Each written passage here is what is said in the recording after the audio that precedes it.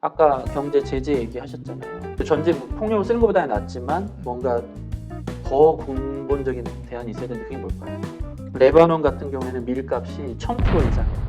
예를 들면 저 피스모에서 성명서 내는 거 보면 이렇게 이분법적으로 나누면 전혀 도움 안 된다. 사실은 뭐 전쟁이라고 하는 것의 가장 큰 무기는 국적을 나누는, 그렇죠. 인종을 나누는 맞아요.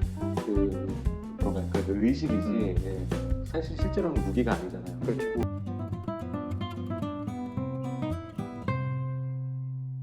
아까 경제 제재 얘기하셨잖아요. 그러니까 그것 때문에 사실 러시아에 돈이 많은 사람들은, 권력 있는 사람들은 버티겠죠.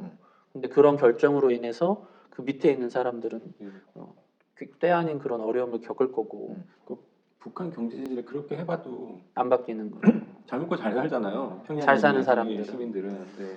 그러니까 이게 그것도 그 전쟁 폭력을 쓰는 것보다는 낫지만 뭔가 더 근본적인 대안이 있어야 되는데 그게 뭘까요? 실제 피해는 러시아와 우크라이나의 밑에 이제 가난한 사람들일 거라고 생각하잖아요. 근데 이 먹이사슬보다 더 밑에 있는 사람들이 있다는 거죠. 이제 3월 23일자 기사인가 한겨레 신문에 러시아와 우크라이나 사이의 전쟁 때문에 가난한 나라는 더 가난해진다라고 해서 기사가 났는데 러시아랑 우크라이나가 밀 수출량이 세계의 50% 정도를 그렇죠. 차지한대요. 예를 들면 찾아왔는데 레바논 같은 경우에는 밀값이 1000% 이상 안 들어오니까. 어떻게? 네, 그러니까 주식이 없는 거죠. 100원이 10만 원 됐네. 빵을 사 먹을 수도 없는 그 사람들 빵을 이렇게 기호식품을 먹는 게 아니라 주식이니까 그런 상황이나 기름값이 오른 거고 우리도 사실은 굉장히 많이 올랐고 요즘 교통이 어마어마하잖아요. 저 1시간 거리에 40분 만에 갔어요. 서울 지금 교통이 되게 뻥뻥 뚫려요. 네. 기름값 무서워서 차를 기름값이 안 끌고 무거워서 다녀요. 안 끌고 나만 다녀요. 그런 게 아니라 네. 안 끌고 다녀요. 그러니까 지금 저희한테 영향이 이렇게 오는데 진짜 가난한 나라들은 이게 너무 크게 온다는 거예요. 그래서 논지가 뭐냐면 지금 전쟁만이 문제가 아니라 코로나로 고통받는 건 다 똑같은데 미국을 포함한 이제 경제 선진국들은 올해를 기점으로 한 50% 이상 회복할 거다. 근데 이제 뭐 가난한 나라들은 훨씬 심할 거다. 그러면 강대국들의 세계 지배력이 더 세지겠네요. 더 세질 더 거라고 세지겠죠. 예측을 그럴 수밖에 하더라고요. 없죠. 그래서 신냉전이라 그러는 얘기가 나오는 건가요? 그런 것도 있고. 그럴 수밖에 없죠. 그리고 또 이제 중국이랑 러시아가 힘을 그렇죠. 합치게 되면 정말 또 하나의 열강이 탄생하는 거고. 안 그래도 지금 미국은 중국을 경계하고 있었고 러시아를 따로 경계하고 있었는데 이 둘이 합쳐지면 그것도 또 그러니까 이번 사태로 러시아가 확 죽을 거냐? 그렇다고 안 봐요 사람들은. 그렇죠. 근데 악영향으로 이거를 이제 힘을 합쳐서 러시아를 악마화하면 그 결과가 이제 신냉전 체제처럼 중국과 북한과 뭐 이런 식으로 구도가 만들어질 수도 있다라고 우려를 하긴 하더라고요. 그래서 평화단체들 예를 들면 뭐 저 피스모에서 성명서 내는 거 보면 이렇게 이분법적으로 나누면 전혀 도움 안 된다. 옛날로 돌아가는 꼴이다. 맞아요. 그런 얘기를 하더라고요. 그렇죠. 그럴 수밖에 없죠. 네. 딱 우리가 국적으로 나눠져 있다는 생각만 버리면 나랑 저쪽에 살고 있는 평범한 사람들이랑은 전혀 다르지가 않으니까. 예. 사실은 뭐 전쟁이라고 하는 것의 가장 큰 무기는 국적을 나누는, 그렇죠. 인종을 나누는 맞아요. 그 의식이지. 예. 사실 실제로는 무기가 아니잖아요. 그렇죠. 내가 무기를 들고 있다고 하더라도 쓰고 싶지 않은 마음이 있으면 못 쓰는 거니까. 그러니까 이런 생각이 언뜻 저는 이해가 안 됐거든요. 근데 언론이라고 하는 세상에서 묘사하는 걸 보면 러시아 진짜 그 옛날 007 영화에 나오는 뿔 달린 그런 사람들처럼 생각하는 건가 싶은. 007 영화에 나오는 러시아 사람들은 예쁘고 잘생겼습니다. 뿔 달려 있지 않아요. 007 사실 냉전의 산물인 그렇죠. 이제 헐리우드 영화인 셈인데 그 소련이 한동안 적이었잖아요, 주적이었잖아요. 그래서 이렇게 키 크고 그 자이언트 약간 이빨 괴물처럼 괴물처럼 생기고 나온 그렇게 나왔었죠. 정말 지금 시선으로 보면 말도 안 되는 건데 이제 그런 게 있었는데 오늘날의 그림 뭐 그 정도는 희화된 건 아니지만 그런 그림이 좀 재현되는 거 아닌가 그렇게 생각을 해서 좀 저는 걱정인데 생각해 보면 러시아에도 얼마나 다양한 사람들이 있고 그렇죠. 우리야 평범한 일상을 공유하는 사람 많을 테고 심지어 반전 시위를 하고 끌려가고 이런 사람들이 지금 늘고 있다고 하더라고요. 모든 어떤 폭력이라고 하는 문제에 있어서 우리가 갖고 있는 편견인 것 같아요. 그러니까 예를 들면 우리는 이슬람 그러면 테러 생각하면서 이슬람인들이 가장 이슬람의 테러에 대해서 반대하고 있다는 사실에 대해서 음. 별로 그렇게 생각하지 않잖아요. 실제로 그 테러에 희생되는 사람들도 이슬람인들이 제일 많고 가장 격렬하게 반대하고 있는 사람들이 그 사람들인데 우리는 그 사람들에 대해서 전혀 다루지 않고 있고, 네, 러시아에서도 그 뭐랄까 감동적인 반신 처리한 것 같아요. 네, 이 러시아 사람들이 반전 행위를 하고 있다라는 거를. 근데 사실은 그런 사람들이 사실 이 전쟁을 가장 먼저 끝낼 수 있는 평화적으로 끝낼 수 있는 사람들이잖아요. 사실은 평화에서 평화를 만들어낼 수 있는 사람은 일반 시민이라고 오히려 말을 해요. 그러니까 경제 제재로 전 평화가 오는 게 아니라 그 사람들의 숫자가 늘어나면 늘어날수록 평화가 주어지는 건데. 근데 그런 사회가 아닌 거지 러시아가. 푸틴 체제가 진짜 너무 오랫동안 이렇게 본거화된 것도 문제인데 그 영상 보셨어요? 그 러시아가 침공한 거에 대해서 이렇게 참여를 지지를 호소하는 캠페인을 집회를 열었잖아요, 푸틴이. 그래서 이제 연설하고 그 장면이 얼마 전에 봤던 돈 룩업 영화 장면을 되게 저는 겹쳐가지고 미국 대통령이 돈 룩업하는 거. 보셨어요? 아니 안 봤어요. 근데 그거는 어느 나라나 다 하잖아요. 그러니까 애국심을 고양하는 취지에서. 그렇게 뭐지 미국도 이렇게 긴 중절모 쓰신 분이 이렇게 하고 있는 사진 되게 유명하잖아요. 오라고 아이니즈 예. 우리도 뭐 태평양 전쟁 때 일제 식민지 있을 때 김한란 여사라던가 뭐 이런 분들이 전국을 돌아다니면서. 근데 이건 짚고 넘어가고 싶은 게 뭐냐면 정말 냉전 식민지 제국주의에 싸워서 이제 침탈자와 우리 이제 피지배국이 독립을 하기 위해서 했던 그런 전쟁 구도랑 지금 오늘날 이 전쟁 구도랑 같은 건가요? 우리도 그랬다고 하기에는 아닌가? 우리도 그랬다고 해야 되나? 그게 그거 아니겠습니까? 전쟁을 이용하는 사람 다 똑같다.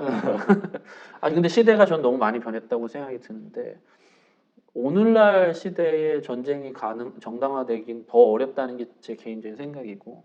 저도 그렇게 생각을 했는데 어느 누가 그러더라고요. 21세기는 20세기 연장일 뿐이다. 그러니까 21세기가 됐다고 인간은 바뀌지 않는다. 그러니까 똑같은 건데 뭔 기대를 그렇게 했길래 21세기에 뭐가 그렇게 바뀔 거라고. 그러니까 결국은 인간은 계속해서 탐욕적인 거고 자신들의 이익만을 생각하는 거고 그것이 어떠한 수단으로든 그것이 달성될 수만 있다면. 그러니까 저는 사실 이 전쟁을 보면서 되게 약간 다른 생각이긴 한데 우리는 책임이 없나 이 생각했거든요. 네. 근데 물론 직접적인 책임이라고 하기는 우리는 약간 멀긴 하지만 우리나라도 주 수입 중에 하나가 군수물자 수출이잖아요. 근데 저는 그거를 항상 좀 찝찝하게 생각하고 있거든요. 그렇죠. 그게 결국은 잠정적 전쟁 무기이고 그렇죠. 잠정적 폭력인 건데 이거를 문재인 대통령도 그러니까요. 가가지고 다 이렇게 보여주고 셀링을 하고 있죠. 그러니까 그거를 보면은 우리도 결국은 이 세계의 위기에는 동참하고 있는 건데 사실 이 논의에서 한국이 힘이 어느 정도 있어서 우리는 이 정도 여유를 부릴 수 있다 이렇게 말하는 분도 많잖아요. 그리고 그렇죠. 네, 그래서 저 전쟁을 보면서 그러니까 우리는 더 힘이 필요하다. 그래서 우리에겐 핵이 필요하다. 윤이 필요하다.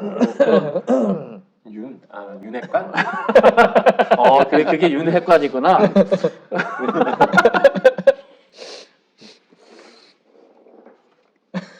필요해요 그분이? 말을 아끼겠습니다. 근데 이제 그렇게 강대강으로 갔을 때 그러면 전쟁이 일어나지 않느냐? 오히려 전쟁은 계속 더 일어나는 거고 힘에 의한 평화라는 허상이 사실 세계 대전으로 충분히 끝났다고 이제 인류 사회에서는 보편적으로 받아들여졌는데 그 교훈의 어떤 유효 기간이 너무 짧은 거 아닌가? 오래 간 거예요? 아니요, 저는 이제 낙관적이어서 그런지 모르겠지만 그만큼 아까 인간은 변하지 않는다. 그렇게 생각하실지 모르지만 그 사이에 인류 사회가 저는 그만큼 발전했다고 보는 거거든요. 그러니까 우리 전쟁을 하지 맙시다.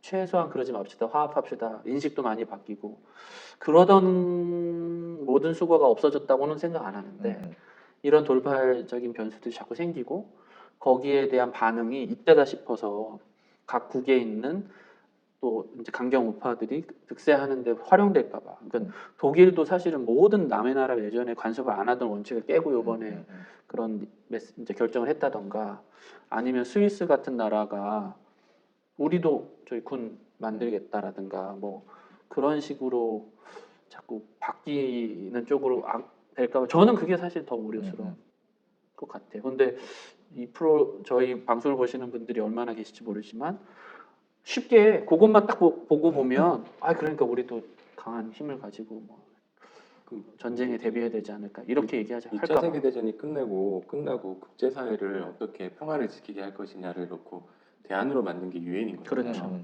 근데 애초에 유엔이 갖고 있는 한계가 너무나 분명하고 그리고 이 유엔이 기본적으로 정부의 연합체잖아요. 그렇죠. 예, 이 정부들이 가지고 있는 이 그 미묘한 그 음험함이라는 것이 있어서 사실은 이 유엔이라고 하는 대안 자체를 우리가 해체해 볼 필요가 있을 것 같아요. 어떻게 하면 그 평범한 사람들의 연대가 국제적으로 그렇죠. 예, 그 마치 유엔이라고 하는 기구처럼 이렇게 상시적으로 운용될 수 있을까에 대해서 맞아요. 한번 생각을 해볼 맞아요. 시점이 왔어요. 아 근데 네. 이제 그 예를 들면 국제 회의를 하면요. 지금은 정부 기관 대표 그러니까 원트랙이라고 하는 그런 사람들이 모이는 그렇지. 장소랑 그 시민단체, 국제단체에서 일하는 사람들이 모이는 보면 항상 같이 가거든요. 서로 의견도 주고받고. 그러니까 그게 옛날보다 많이 달라졌고요. 지금은 아직도 불완전하지만 일반 사람들의 의견이나 이런 것들이 많이 이렇게 전달이 되는 구조로 바뀌고는 있는데 아직 미비하죠. 많이 미비하죠. 그리고 현재 유엔이 그런 기능을 잘 못하고 있다는 비판은 다 맞지만 그렇다고 그러면 유엔이 실패했느냐, 이 길이 잘못됐느냐라고 말하려면 저는 조금 뭐랄까 인내를 갖고 우리가 긍정적인 방향으로 더 힘을 쏟아야 할 때지 이거 문제다라고. 손에 쥔 걸 잘 모르는 타입이군요. 전 그래요. 네. 제가 근데 유엔을 쥐어봤으면 모르겠는데 그 말은 아닌 것 같고 네, 그렇죠.